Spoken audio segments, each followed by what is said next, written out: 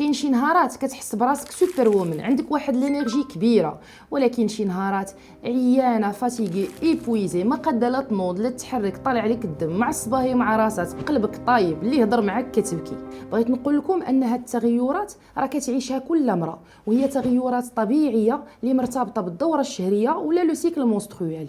الهرمونات ديالك راهم تيتبدلوا على حسب كل مرحله من الدوره الشهريه، وهادشي راه كينعكس مباشره على لينيرجي ديال لا فام، على لو مورال، على لا كونسونطراسيون، على بزاف ديال الحوايج وحد اخرين. ودابا اجي نقول لكم هاد لي فاز اللي كاينين ولا هاد المراحل اللي كاينين ديال الدوره الشهريه. لا فاز مونسترويال ولا مرحله الطمات اللي لا فام تتكون فيها غيكلي، راه تيكونوا الهرمونات منخفضه والطاقه حتى هي قليله، دونك راه حاجه طبيعيه تحس بالعيا والنعاس.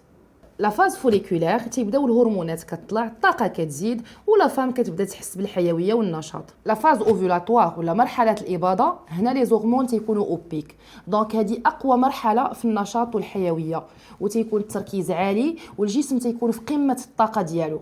لا فاز لوتيال الهرمونات كتبدا كتنقص، كيبدا يبان شويه ديال العيا، لو مورال كيهبط، وخصك هنا تبدا ترتاح اكثر.